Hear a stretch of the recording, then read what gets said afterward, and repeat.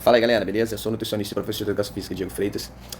Hoje a gente vai começar a nossa quinta aula do nosso curso Ciência Low Carb. E a gente vai falar do low carb na função renal. Por quê? Porque existe esse mito de que se você comer mais proteínas, você vai prejudicar seus rins, vai fazer mal para os rins, você vai ter pedra nos rins, não sei o quê, um monte de coisa que se diz. E a gente vai ver se isso tem aporte empírico, científico, se os estudos mostram isso, ou se é mito, se é lenda, né? Você construindo várias lendas sobre a low carb, né? Como tinha, por exemplo, há pouco tempo sobre a musculação. A musculação, vocês vão se lembrar, talvez vocês não sejam vivos, mas há pouco tempo as mulheres eram proibidas de fazer musculação. Depois os idosos eram proibidos de fazer musculação por muito tempo, né? Porque se dizia que fazia mal. E aos poucos esses mitos foram caindo. E hoje em dia a gente sabe que a musculação é boa para todas as pessoas, para todos os grupos, para todos, diabético, hipertensão, pressão alta, né? Enfim, todos esses grupos, eles eram proibidos da musculação. E a low carb, eu acredito que ela vai fazer esse mesmo caminho. Muitos mitos, muitas lendas que vão sendo criadas pela mídia, pela propaganda, e vai dizendo que não pode. E aos poucos a gente vai trazendo os estudos, tendo os resultados positivos. E essas lendas vão caindo, tá, pessoal? Então a gente vai falar especificamente da função renal. Se você não viu as primeiras aulas, principalmente a aula 1 e a aula 2, né? A aula 3, a aula 1 é mais teórica, a 2 é uma aula onde eu trago o plano alimentar para vocês verem na prática como funciona. A 3 eu vou falar da síndrome metabólica, né, que é a raiz para todas essas doenças. Na 4 eu começo a entrar na diabetes, que é o melhor caso, onde a low carb melhor funciona. E hoje eu vou falar da função renal. Quando eu coloco a low carb na diabetes, é uma forma de tratamento, já está nos todos os guidelines do mundo, quando eu mostrei, né, os principais guidelines do mundo, os possíveis benefícios da low carb no diabetes. Então ela é uma forma preventiva e também de tratamento. Você já está com diabetes, se você faz a low carb, você pode reverter o diabetes, né, tipo 2. Na função renal não é assim, tá? A função renal, ela trabalha muito mais de forma preventiva para melhorar a sua saúde, perda de peso, melhora a resistência à insulina, enfim, os parâmetros metabólicos, e aí você previne a função renal. Ela não, uma vez que você já tem esses problemas, ela não necessariamente ela vai entrar como forma de você tratar e curar, tá? Então, ela é mais preventiva, né? E aí vai ter um momento onde, a depender do problema renal que você tiver, você vai, se for um problema menor, você vai poder fazer. Se for um problema mais grave, você não vai poder fazer. E aí, de fato, não pode, tá? Problemas renais mais graves. Mas aí, você, obviamente, nesse caso, você vai ter que estar sendo acompanhado com um médico, né? E aí, embora muitos médicos ainda há esse preconceito, né? Esses mitos em relação ao low carb, se for um médico mais atualizado, ele vai saber te posicionar se você pode ou não por outros benefícios metabólicos. A low carb, ela vai melhorar a sua fisiologia como um todo. E, por isso, ela vai ser bom para diversas doenças. Algumas ela vai atuar diretamente, né, como é o caso da diabetes. Na função renal ela vai atuar indiretamente, como ela melhora o corpo, a fisiologia do corpo como um todo, ela previne e pode melhorar alguns casos iniciais, tá? Mas nos casos mais avançados, aí de fato, né, quando a pessoa já está mais próxima ali de outras intervenções cirúrgicas, inclusive, a low carb ela não é indicada, realmente, tá? Mas, de forma, principalmente se você tem um rim saudável, você deve fazer para prevenir, para melhorar a sua função renal. E é isso que eu vou mostrar aqui com os estudos, beleza? Então tem aqui o meu Instagram também, tá? Dr Performance 10, que é Dr Performance 10, para você acompanhar coisas do dia a dia, às vezes uma dica, um artigo que eu leio, um livro, eu tô sempre postando por ali. Beleza, galera? Então chega de papo. Então, da onde que surge essa lenda de que a low carb faz mal para os rins? Muita gente fala assim, quem tem graves comorbidades renais deve comer menos proteína. Logo, proteínas fazem mal aos rins, né? Correto? Se você pensar assim, você vai dizer que quem tem graves comorbidades cardíacas não pode fazer exercício. Então você vai ter que entender que o exercício faz mal ao coração, né? E isso é absolutamente falso, essa segunda alternativa. Ninguém vai ser tolo de dizer que o exercício físico faz mal ao coração, muito pelo contrário. Todo mundo sabe que o exercício ele previne problemas cardíacos. Contudo, uma vez que você já tem problema cardíaco, e aí um problema muito grave, aí você não deve fazer exercício. A correlação da low carb com os problemas renais, com a função renal, é muito similar à correlação do exercício com a função cardíaca. A low carb, ela vai prevenir, vai melhorar a função renal, tá? Em muitos parâmetros, como eu vou demonstrar nos próximos slides. Contudo, se você já tem um problema muito grave, aí sim, você não vai poder fazer o consumo mais elevado de proteína, tá, pessoal? Contudo, aí casos iniciais vai poder, casos mais graves não vai poder. Se você não tem problema nenhum para prevenir, vai poder com certeza, não só pode como deve, tá? Mas aí esse parâmetro de quando o problema é mais grave ou menos grave, aí você vai ter que fazer com acompanhamento médico, tá, pessoal? Aí Uma coisa que talvez faltou eu até dizer nos outros vídeos, né, principalmente da síndrome metabólica, do diabetes, o fato de você estar assistindo isso aqui não exclui você fazer o acompanhamento médico, o acompanhamento com nutricionista, né, de exercício com professor de educação física. Isso aqui é para te fazer entender, para você entender o processo e facilitar o seu tratamento. Isso aqui, obviamente, não vai substituir um tratamento com acompanhamento profissional. Beleza, galera? É só para... Esse vídeo é muito mais para dar um suporte aos meus pacientes, para eles entenderem o que está acontecendo, né, e terem mais segurança no tratamento, do que substituir um tratamento. Contudo, se você às vezes não tem condição de pagar, ou prefere tentar fazer sozinho, bom, aqui você já vai ter um suporte para iluminar os seus estudos, enfim, ajuda também, tá, de alguma forma. E aí, é o que eu falei, são dois mitos, né? Primeiro que necessariamente você vai ter uma proteína mais elevada na low carb, o que não é uma verdade. Você pode fazer uma low carb ingerindo mais lipídios, não necessariamente precisa comer mais proteína. Aí você também vai cair naquele mito. Ah, mas a gordura vai aumentar o colesterol, né? Que aí é o que eu já falei em outros vídeos. Eu quero fazer uma outra série de vídeos sobre colesterol, me basear principalmente naquele livro, O Mito do Colesterol. Esse livro é maravilhoso, que vai mostrar também que não é bem assim. O colesterol não tem correlação com riscos cardiovasculares, muito pelo contrário. Gordura saturada também não tem. Os estudos não mostram isso, embora foi se construindo essa lenda, e muitos médicos atuam baseado nisso, né? Mas, enfim, vai ser uma nova série. Então, quer dizer, você vê esses mitos se construindo para que a low carb não seja feita aí. Se você não pode comer muita proteína, não pode comer muito lipídio, automaticamente você vai ser obrigado a comer muito carboidrato. E comer muito carboidrato tem levado a maior parte das pessoas a desenvolver uma série de doenças, né? Enfim. Então vamos lá. Uma coisa que a gente já sabe, que eu mostrei principalmente no primeiro vídeo, né, vários estudos sobre emagrecimento, dietas com maior aporte proteico emagrecem. Isso aí né, e principalmente com menor, automaticamente se você aumenta a proteína, você vai diminuir o carboidrato, né? E aí você gera perda de peso e diminuição da pressão arterial, que vai ter impacto direto na função renal. Se você diminuir a pressão arterial, a insulina elevada, né? Você come muito carboidrato, você eleva a insulina. A insulina elevada, ela retém líquido. Retém sódio, retém líquido. O quê? Para diluir, ela aumenta o volume vascular para diluir o açúcar aumentado na sua circulação, né? Então por isso quem tem resistência à insulina vai tender a ter a pressão mais alta, né? Então se você come mais proteína, diminui carboidrato, diminui a insulina, você tende a melhorar a pressão arterial. Se você melhora a pressão arterial, automaticamente isso é melhor para a sua função renal. Se a pressão arterial está mais baixa, a sua função renal fica protegida. Então é o primeiro indício que a dieta low carb pode melhorar a sua função renal. Diabetes é o principal fator de risco de função renal, justamente por conta disso. A insulina elevada aumenta a pressão arterial. A low carb previne, não só previne, como reverte, em muitos casos, diabetes tipo 2. Isso eu mostrei principalmente no quarto vídeo, né? Se a low carb protege, né, reverte a diabetes, a low carb vai proteger a sua função renal. Tá, pessoal? Então aí são dois mecanismos, eu ainda vou mostrar os estudos, isso aqui são mecanismos teóricos só para vocês entenderem, né? Eu não trouxe aqui para não trazer muitos estudos, mas tem estudos tanto com ratos, né, 2 anos de estudos, 2 anos de vida no rato é quase a vida toda, e 4 anos com cães, até 60% de proteína, não demonstraram prejuízo na função renal, ou seja, 60% de proteína, 2 anos em rato, 4 anos em cães, não demonstraram prejuízo na função renal. Sendo que uma low carb, você vai ingerir no máximo ali 30 e poucos por cento de proteína, tá? No máximo, pode ser até uma ingestão normal, 15, 10, 20% tranquilamente, né? Mas no máximo 20, 30 e poucos por cento, beleza? Então quer dizer, mas enfim, eu vou mostrar aqui agora estudos com humanos. Esse estudo aqui, ele fez uma revisão, tá, para saber se o aumento da proteína prejudica a função renal, e aqui eu trouxe, vou abrir aspas, tá, para trazer textos do artigo. Esse artigo revisa as evidências disponíveis de que o aumento da ingestão de proteína na dieta pode ser uma preocupação à saúde devido ao potencial de iniciar ou agravar problemas renais. Isso é o que ele traz na introdução para justificar o estudo, né, da revisão. Então quer dizer, por que eu trouxe esse parágrafozinho da introdução?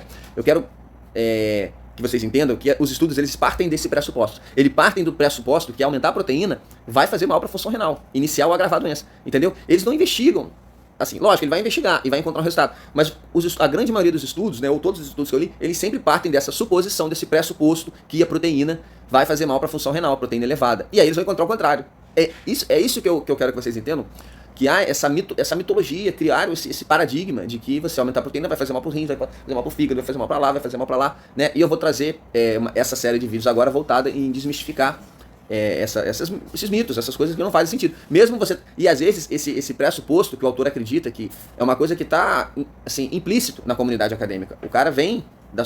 O cientista ele não é uma máquina, ele está inserido dentro de uma sociedade. Se a sociedade tem esse preconceito, o cientista ele tende...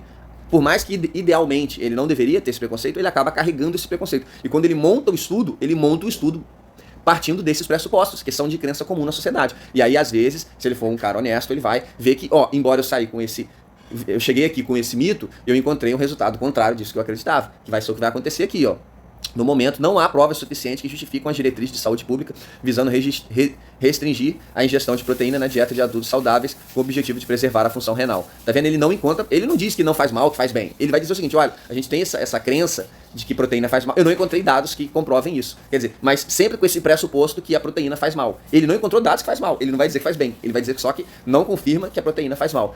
Você tá entendendo? Todos os estudos, eles vão carregar esse pressuposto que a low carb faz mal e sempre vai encontrar um resultado contrário. Muitas vezes vai fazer bem. Isso vai ficar muito claro no último estudo, que eu vou demonstrar aqui. E aqui mais um, né, da função renal. Esse ele vai comparar uma dieta com mais proteína, né, 25%, que nem é tão high protein assim, nem é tão, né, e uma normal, 12%, né. O normal pra mim, na verdade, o padrão normal hoje pra mim é muito pouco, tá. A nível de composição corporal, de saúde, de parâmetros metabólicos, se você aumenta a proteína, como eu mostrei, principalmente no primeiro estudo, é muito claro que você vai melhorar os seus índices de saúde, principalmente mostrando aqui nessa continuação da série, que não vai trazer dano eu vou trazer uma série de mitos aqui, não vai trazer esses danos que se alegam, tá? Então eles pegaram 65 obesos e o estudo durou 6 meses fazendo essa diferenciação, 25% de proteína e 12% de proteína. Vamos ver o que eles encontraram. As dietas com alta e baixa proteína podem ser utilizadas de forma segura, sem prejuízo à função renal. Nenhuma delas prejudicou a função renal, tá? Mas a perda de peso induzido nas dietas com mais proteína, né, teve um efeito benéfico na função renal. Então, quer dizer, na verdade, o que ele fez aqui, agora que eu tô lembrando disso tudo, ele fez as duas dietas, uma com mais, uma com menos proteína, ambas tinham déficit calórico e ambas visavam o emagrecimento, né? E aí eles verificaram a função renal, nenhuma delas teve prejuízo, e as duas emagreceram, na verdade. As duas tiveram um efeito positivo, não só a proteína, tá? Mas nenhuma delas tiveram prejuízo à função renal e nenhuma delas tiveram... E ambas emagreceram. Ele não comparou qual emagreceu mais, mas no primeiro vídeo do canal eu mostro que as dietas com mais proteína, ela tem, se você baixa o carboidrato, ela tem um potencial muito maior de emagrecer, né? E aí ela vai melhorar mais a função renal, já que não faz mal, a que emagrece mais, né? Como eu mostrei lá no outro slide, se você emagrece, você tem benefício à função renal e no caso não mostrou prejuízo e benefício pelo fato de emagrecer. E aqui ele traz um estudo com atletas, tá? O efeito da alta proteína na função renal de 38 atletas. Os atletas comem muito mais proteína, a gente sabe. O indicado para uma pessoa normal é 0,8, por exemplo. Uma pessoa que pratica atividade física até 1,5. Esses atletas eles chegam a comer 2,8 gramas de proteína quilo dia, quase o dobro, né, do indicado para uma pessoa que faz atividade física. E foi visto que eles não têm a função renal prejudicada por causa disso, muito pelo contrário, né? Então ajuda a desmistificar essa crença de que você levar proteína vai prejudicar a função renal. E aí outro ponto aqui, pedra nos rins, né, que a função renal pode prejudicar os rins, e aí de onde vem esse mito? Estudos observacionais mostram correlação entre o consumo de carne e pedra nos rins. E aí, todos esses mitos, pessoal, eles vêm desses estudos observacionais. Você observa uma grande população, um país, um estado, não sei o quê, e aí você observa certas correlações. Mas às vezes essas correlações não tem nada a ver. Se você tem essa correlação, quer dizer que você pode criar uma hipótese e investigar, né? Por exemplo, tem um estudo que foi famoso, que o cara fez a correlação de que dia de sol as pessoas comem mais sorvete e sofrem mais ataques de tubarão. Por quê? Porque as pessoas vão mais à praia, mas não tem nada a ver com tomar sorvete e sofrer ataques de tubarão. Na verdade é porque você vai mais à praia, você se expõe mais e você... Então quer dizer, são coisas que às vezes elas acontecem junto, mas não tem correlação uma coisa com a outra, tá? E principalmente, depois de tanto tempo eles batendo na carne, né, queimando o filme da carne, hoje tende a comer mais carne aquelas pessoas que não cuidam da saúde. As pessoas que cuidam da saúde, né, cuidam de forma errada, por se guiarem pela mídia, elas vão evitar a carne, principalmente carne vermelha, o que é um erro. Mas são as pessoas que mais se cuidam, né? Então, às vezes, esses estudos observacionais, eles criam um mito, depois do mito criado, esses estudos observacionais, eles vão confirmar o mito, entendeu? Porque as pessoas já acreditam naquilo, elas não vão fazer aquilo, então as pessoas que se cuidam mais vão acabar, e aí você não comendo carne, e são pessoas que fazem atividade física e tudo mais, e aí esse mito acaba se comprovando nos estudos observacionais quando você pega grandes populações. Mas quando você vai para o estudo, ensaio clínico randomizado, onde você bota a pessoa para fazer e você acompanha, isso não se demonstra. Por quê? Porque isso foi um mito. E além disso, esses estudos observacionais, eles usam carne processada, né, com qualquer tipo de, assim, presunto, linguiça, salsicha, eles consideram como carne. E aí pegam, e aí, nesse momento, há a correlação. Mas quando você vai adentro do estudo e vai limpando, pegando só carne mesmo, animal, sem esse ruído, vamos dizer assim, essa observação ela não acontece, entendeu? A questão do colesterol vai ser a mesma coisa, que eu vou mostrar da onde veio esse grande mito, estudos observacionais. Inclusive, né, como já foi falado em diversas vezes, esse estudo é muito conhecido, né, que criou essa lenda do colesterol, o pesquisador ele tinha dados de 20 países, ele escolheu onde, se você ele usasse os 20, a correlação não ia se demonstrar, ele escolheu justamente 7 países onde a correlação seria confirmada e publicou o dado só dos 7, e aí mostrou a correlação, entendeu? O estudo observacional, ele permite isso, você monta o estudo do jeito que você acaba provando o que você quiser, entendeu? Então aí se constrói o mito. Por outro lado, como a gente sabe, obesidade, síndrome metabólica e resistência à insulina são os que causam os problemas renais. Então se você reverte esses quadros, a tendência é você não ter problema renal. Inclusive eu tive um paciente há pouco tempo agora, eu sabia que ele tinha se queixado de recorrente, problema com renal, pedra nos rins, e ele já vem fazendo low carb há alguns meses, emagrecendo, perdendo peso, e eu mandei uma mensagem aí, rapaz, como é que tá? Tá sendo recorrente, não tá? Ele falou, não, nunca mais tive. Inclusive ele relatou que ele tinha alguns problemas com psoríase e também melhorou, surpreendentemente, né? Então, quer dizer, eu gosto de ver nos estudos e ver na minha prática clínica também se está acontecendo com os pacientes, com as pessoas que eu acompanho, né?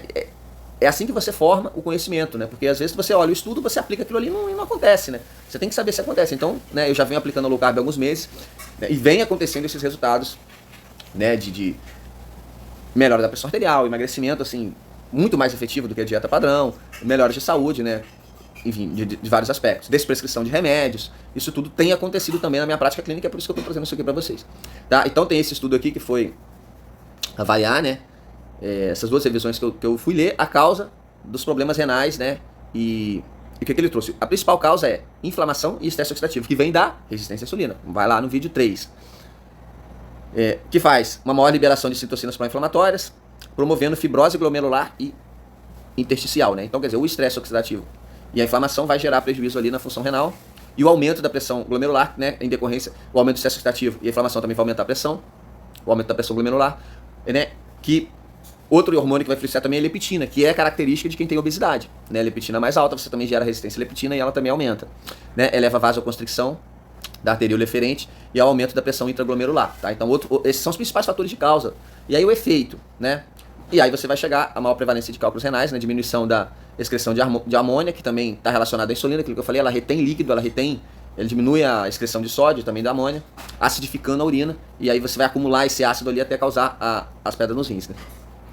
E aí na doença renal crônica, você vai ter uma inflamação sistêmica, danos no endotélio, né? O estresse oxidativo vai gerar danos no endotélio, promovendo o declínio da função renal. Então essa é a relação, assim que é a causa, né? E tudo começa com a inflamação do estresse oxidativo. E esse estudo é muito interessante, porque é aquilo que eu falei daquele preconceito que a academia já tem, de que a low carb faz mal e ponto, né? Então, quer dizer, você parte desse pressuposto. Então, o que eles fizeram? Eles foram testar um grupo com pouca proteína animal e um grupo controle com proteína animal normal, né? E aí, o que aconteceu? Olha que surpreendente. 99 participantes com 4 anos, né? Participantes com histórico de pedra nos rins. Olha que surpreendente. O grupo controle teve 1% de reocorrência com a proteína normal. O grupo que baixou a proteína teve 7% de reocorrência, teve mais reocorrência, que é aquilo que eu venho batendo na tecla. Você diminuiu a proteína animal, você teve que comer mais carboidrato, você estimulou mais a insulina, você teve mais problema nos rins. Entendeu a lógica? E o grupo normal teve menos. Se tivesse um grupo com mais proteína, provavelmente teria, aí o estudo não encontrou, mas muito provavelmente, pelo que vai mostrar o gráfico aí, se a gente desenhar, teria menos até de 1%, como foi o caso desse meu paciente que tinha baixou o carboidrato, não teve mais problemas de reocorrência até o momento.